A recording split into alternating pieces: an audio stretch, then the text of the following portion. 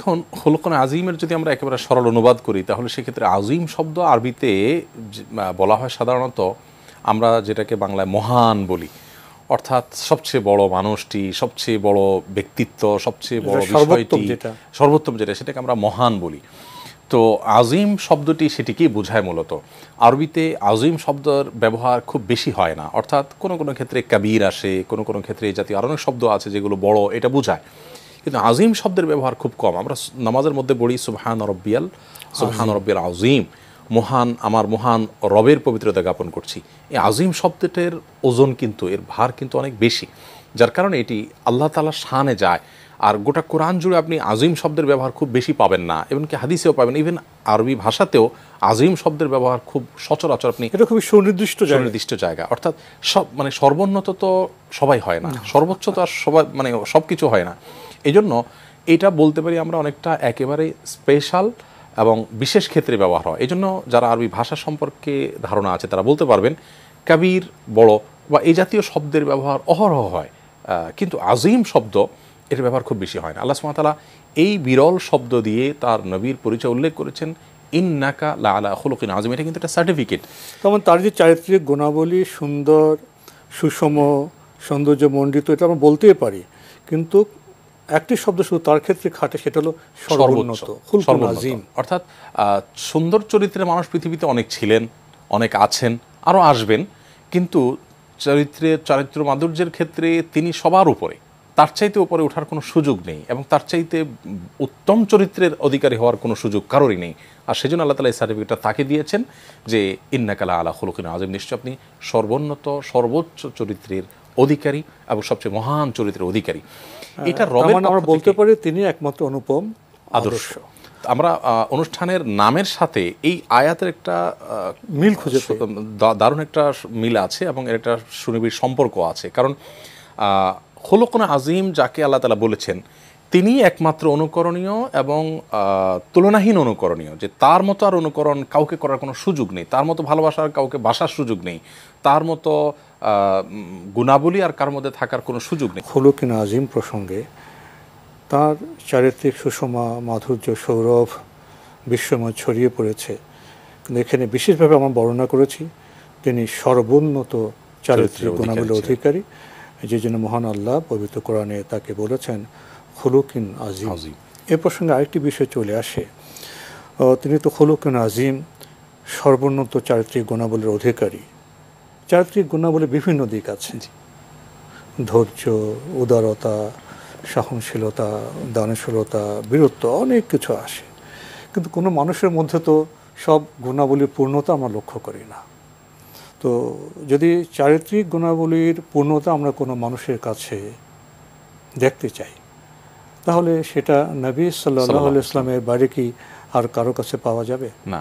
যদি তাই হয় তাহলে তো আমরা তাকেই বলবো সর্বোত্তম আদর্শ, এবং তিনি একমাত্র অনুসরণীয় দৃষ্টান্ত। এটা আপনি কিভাবে প্রমাণ করবেন? দেখুন, প্রিয় নবী সাল্লাল্লাহু আলাইহি ওয়াসাল্লাম হাদিসে তিনি বলেছেন ইন্নামা বুইসতু লিউতাম্মিমা মাকারিমাল আখলাক, সুন্দর আখলাক, সুন্দর আচরণ এবং সুন্দর সর্বোত্তম চরিত্র, এটাকে পূর্ণতা দেবার জন্য আমাকে পাঠানো হয়েছে। অর্থাৎ আপনি যে কথাটা বলছিলেন, হ্যাঁ, আপনি যে কথাটা বলছিলেন একবার হুবহু ওই কথার সাথে রিলেটেড এই হাদিসটি, যে আপনি বারবার বলছিলেন যে গুণাবলী, ভালো ভালো গুণাবলী অনেকের মধ্যে আছে, কিন্তু পরিপূর্ণ মাত্রায়, যে কোনো ত্রুটি নেই, কোনো খাদ নেই, কোনো অভাব নেই, যেটাকে আমরা বলি 16 কালায় পরিপূর্ণ হওয়া, অর্থাৎ সব দিক থেকে পরিপুষ্ট এবং পূর্ণতার সর্বোচ্চ পর্যায়ে যিনি পৌঁছেছেন, তিনি বলেছেন যে আমাকে আল্লাহ পাঠিয়েছেন যে সেই সমাজে, অর্থাৎ নবী সাল্লাল্লাহু আলাইহি ওয়াসাল্লাম যে সমাজ ছিলেন সেই সমাজেও কিন্তু মানুষের মধ্যে কম বেশি তার যে গুণাবলী ছিল সেগুলো ছিল, সত্যবাদিতা ছিল, বিভিন্ন বিষয়, কিন্তু পরিপূর্ণরূপে ছিল না, ত্রুটিপূর্ণ ছিল। তিনি বলেছেন আমাকে আল্লাহ পাঠিয়েছেন, আমাকে পাঠানো হয়েছে যাতে করে সেই আখলাকগুলোকে, সে সর্বোত্তম চরিত্রকে, এটাকে পূর্ণতা আমি দেই। নবী করিম সাল্লাল্লাহু আলাইহি ওয়াসাল্লাম সম্পর্কে আল্লাহ রাব্বুল আলামিন কোরআনে কারিমে যে সার্টিফিকেট দিয়েছেন যে সর্বোচ্চ এবং সর্বোন্নত চরিত্রের অধিকারী আপনি, এটা মানে শুনতে যত সহজে আমরা শুনে ফেললাম বা বলতে যত সহজে বলে ফেললাম, ব্যাপারটা তো সহজ নয়। মহান রব সার্টিফিকেট দিচ্ছেন আপনি সর্বোন্নত চরিত্রের অধিকারী, এর মানে হলো আমাদের তাকে অনুসরণ করতে হবে আমাদের সর্বশক্তি দিয়ে এবং সকল সামর্থ্য দিয়ে তাকে অনুসরণ করার চেষ্টা করতে হবে। একটা জিনিস আমরা যদি লক্ষ্য করে দেখব, শত্রুরা সবসময় খুঁত আবিষ্কার করার চেষ্টা করে, এটা খুব স্বাভাবিক একটি বিষয়। প্রিয় নবী সাল্লাল্লাহু আলাইহি সাল্লামের শত্রু যারা ছিলেন মক্কাতে, মদিনার বাইরে, মদিনার ভেতরে, তারা নবী সাল্লাল্লাহু আলাইহি সাল্লামকে বহু দোষী করার, তাকে বিভিন্ন অভিধায় অভিযুক্ত করার চেষ্টা চালিয়েছে। কখনো কবি বলেছে, কখনো পাগল বলেছে, কখনো জাদুকর বলেছে, গণক বলেছে, কখনো এক সময় এক কথা তারা বলেছে। কিন্তু একটা জিনিস আমরা লক্ষ্য করবো, প্রিয় নবী সাল্লাল্লাহু আলাইহি সাল্লামের চরিত্রে কালিমা দেবার মতো, যে তুমি মিথ্যা সত্য বলনি, বা তুমি অমুক কথাটা মিথ্যা বলেছো, বা ওই অমুকের সাথে প্রতারণা করেছো, বা নাউজুবিল্লাহ তুমি ওই খারাপ কাজটা করেছো, একটি বারের জন্য নবী সাল্লাল্লাহু আলাইহি সাল্লামকে এরকম কোনো কথা বলবার দুঃসাহস কিন্তু তারা নেতিবাচক প্রপাগান্ডা করেছে। প্রপাগান্ডা পরেও নিজেরা বিশ্বাস করেনি যে ওই দোষে তিনি দোষী।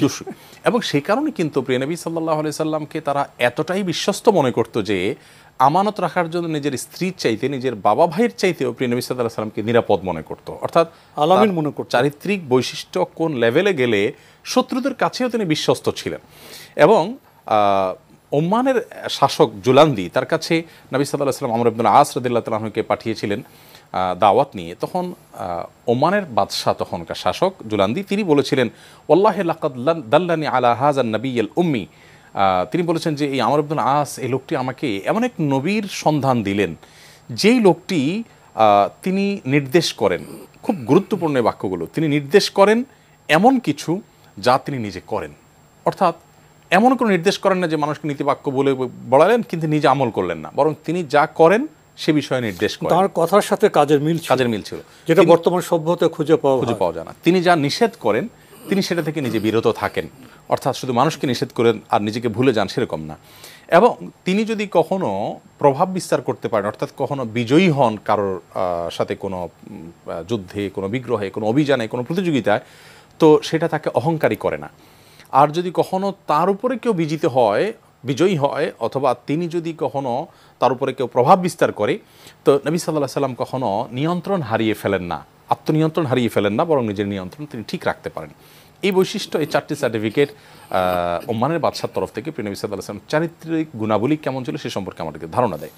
আজকে আমরা গত পর্বে একটু বলেছিলাম, এই পর্বে আবারও বলছি, আজকে যদি আপনি দেখেন যে আমরা শিক্ষায়, জ্ঞানে, বিজ্ঞানে, আমরা গড় আয়ে, গড় আয়ুতে, নানান দিক থেকে আমরা কিন্তু উন্নতি সাধন করেছি, গোটা পৃথিবীর মানুষের কথা আমি বলছি।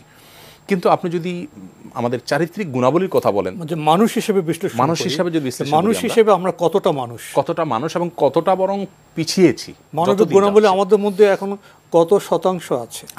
1% আছে কি? এইটা আমার মনে হয় এটা নিয়ে অ্যানালাইসিস করার যথেষ্ট এবং গবেষণা করার যথেষ্ট সুযোগ রয়েছে। এবং প্রিয় নবী সাল্লাল্লাহু আলাইহি সাল্লামকে আল্লাহ তাআলা ওই জায়গাটাতে দৃষ্টি দেওয়ার জন্য নির্দেশ করেছেন যেন মানুষকে সর্বোত্তম মানুষ হিসাবে তিনি গড়ে তুলতে পারেন। এই জন্য নবী সাল্লাল্লাহু আলাইহি সাল্লামের কাছে বিভিন্ন ওয়াফদ, বিভিন্ন রকমের দলনেতারা, বিভিন্ন ধরনের গ্রুপ যখন আসতো, তিনি তাদেরকে এমনভাবে নির্দেশ করতেন যে তার নির্দেশ দেখে তারা বুঝে ফেলতো যে এটা কোনো মানুষের কথা না। যেমন নবী করিম সাল্লাল্লাহু আলাইহি সাল্লাম সম্পর্কে আমাদের আয়েশা তাআলার কাছে একজন বলল যে আচ্ছা, তার পুরো চরিত্র সম্পর্কে বলুন তো, কেমন ছিলেন তিনি, অল্প কথায় ব্যাখ্যা করুন। তখন আয়েশা রাদিয়াল্লাহু তাআলা আনহা তিনি বলেছেন যে তুমি কি কোরআন পড়োনি? কানা খুলুকুহু আল কোরআন, গোটা কোরআনটাই ছিল তার চরিত্র। অর্থাৎ আপনি যদি জানতে চান, জীবন্ত কোরআন, আপনি যদি জানতে চান যে প্রিয় নবী সাল্লাল্লাহু আলাইহি সাল্লাম কেমন ছিলেন, তো আপনি কোরআন পড়ুন। কোরআনে যা যা বলা হয়েছে, যে কাজ করতে বলা হয়েছে, তিনি তার বাস্তব উদাহরণ ছিলেন। যেগুলো করতে নিষেধ করা হয়েছে তিনি সেগুলো থেকে বিরত থাকতেন। কোরআনে যে সমস্ত উপদেশ দেওয়া হয়েছে তিনি তার বাস্তব উদাহরণ ছিলেন। এবং আমরা আয়েশা রাদিয়াল্লাহু তাআলা আনহা সূরা মুমিনুনের 18 নম্বর পারার প্রথম সূরা মুমিনুনের প্রথম 10টি আয়াত তেলাওয়াত করে বলেছেন যে সফল হবে সেই মুমিনরা যারা এই গুণ বিশিষ্ট হবে। এগুলো বলে তিনি বলেছেন নবী করিম সাল্লাল্লাহু আলাইহি সাল্লাম এই গুণে গুণান্বিত ছিলেন।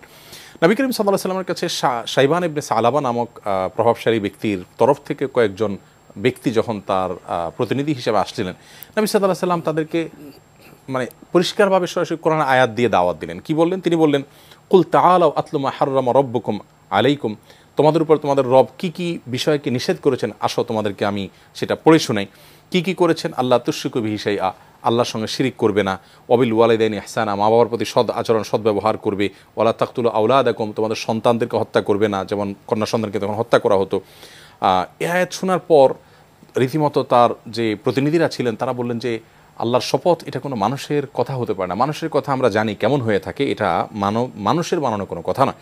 এরপর নবী সাল্লাল্লাহু আলাইহি সাল্লাম আরও তেলাওয়াত করলেন তার সামনে, ইন্নাল্লাহা ইয়ামুরু বিল আদল, নিশ্চয়ই আল্লাহ তাআলা ইনসাফের নির্দেশ করেছেন। দেখুন ইনসাফের বড় ঘাটতি ছিল তখন, মক্কাতে বলি, মদিনাতে বলি, গোটা পৃথিবীতে বলি, আজও গোটা দুনিয়াতে আমরা চতুর্দিকে দেখব যে ইনসাফ এবং ন্যায় বিচারের এক ভয়াবহ আকাল চলছে, দুর্ভিক্ষ চলছে, মানুষ ন্যায় বিচার পাচ্ছে না।